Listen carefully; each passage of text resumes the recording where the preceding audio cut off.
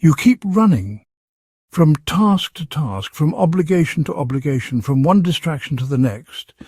But not because you're thriving, not because your life is so full of purpose you can barely contain it. You keep running so you don't have to stop.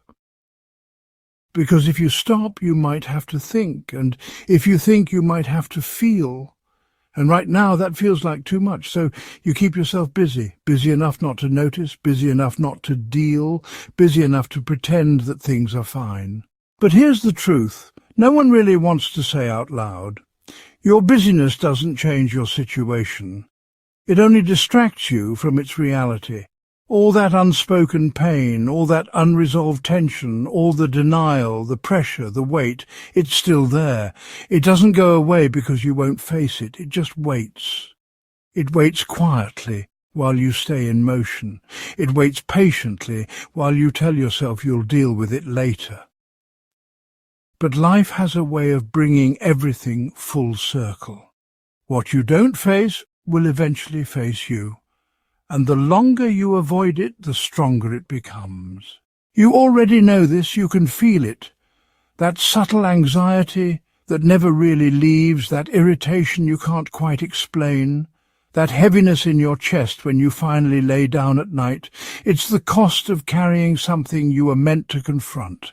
And here's the hardest part. By the time the unmanaged situation grows big and strong, by the time it's gained momentum, you'll be tired, drained, worn thin from all the running, and that's when it will demand your attention.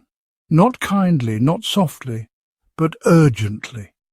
Through a breakdown, through a health scare, through a collapse of what you thought was stable.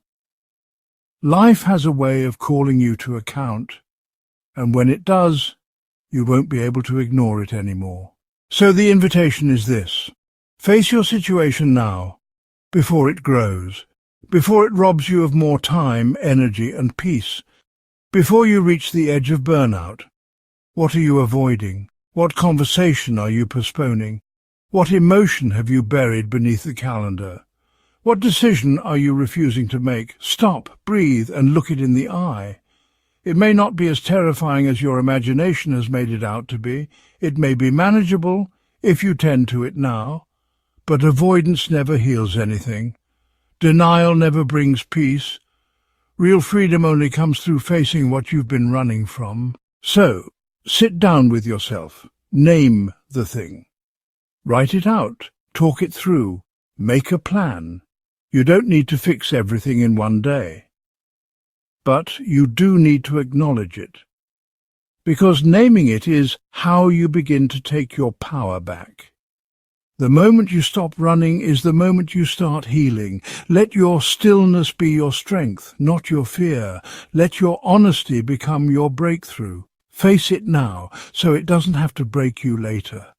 You've got more courage in you than you think, and facing your situation is not a weakness, it's an act of power.